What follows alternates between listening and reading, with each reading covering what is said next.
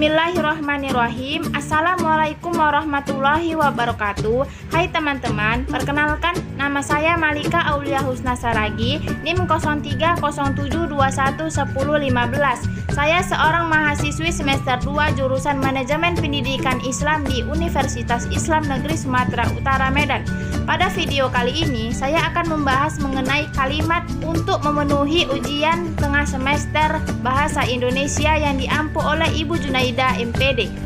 Ada 4 agenda pembahasan. Yang pertama tentang pengertian dan unsur kalimat, yang kedua pola kalimat dasar, yang ketiga jenis kalimat, dan yang keempat syarat-syarat kalimat. Langsung saja ke materi pertama mengenai pengertian kalimat. Menurut Rini, kalimat adalah satuan bahasa terkecil dalam wujud lisan atau tulisan yang mengungkapkan pikiran yang utuh. Sekurang-kurangnya kalimat dalam ragam resmi, baik lisan maupun tertulis, harus memiliki subjek dan predikat.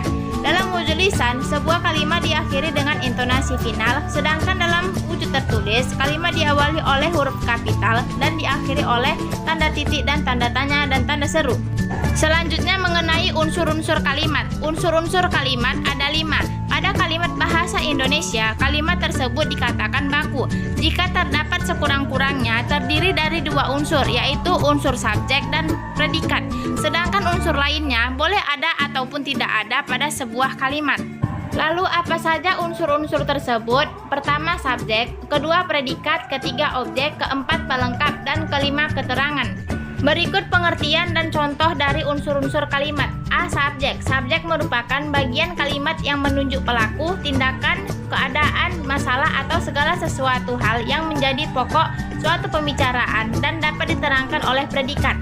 Fungsi subjek ini dapat diisi oleh kata benda atau frasa nomina, klausa maupun frasa verbal. Contoh: 1. Ibuku suka menjahit. 2. Yang memakai kebaya dosen saya. B. Predikat. Predikat merupakan bagian kalimat yang berfungsi memberitahu atau menerangkan tindakan atau melakukan perbuatan subjek dalam sebuah kalimat.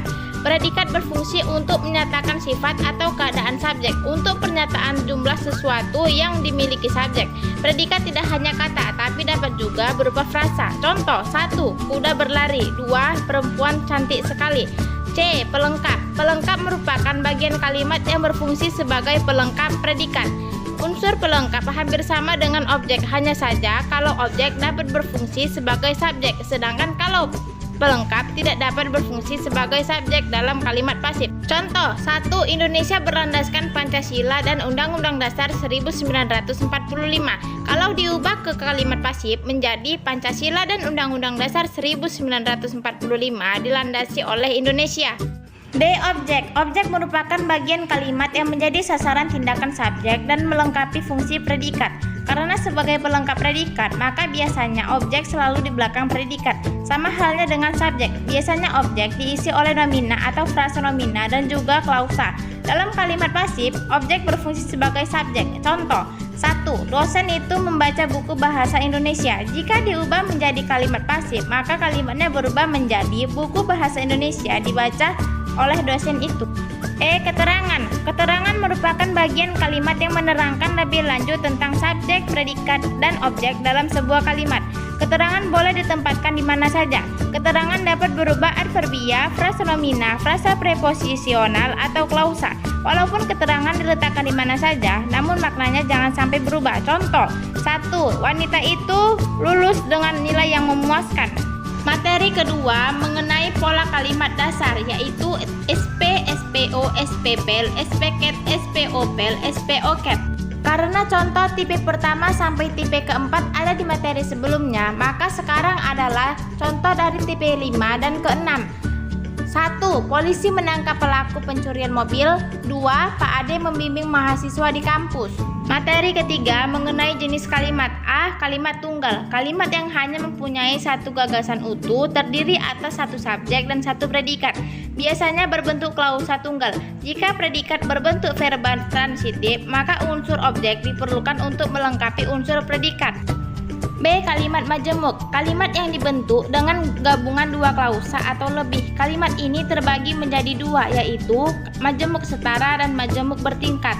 C. Kalimat efektif. Daleman dan Hikmat menyebutkan bahwa kalimat efektif merupakan kalimat kalimat yang mampu membuat isi maksud yang disampaikannya itu tergambar lengkap dalam pikiran isi pembaca, persis seperti yang disampaikan.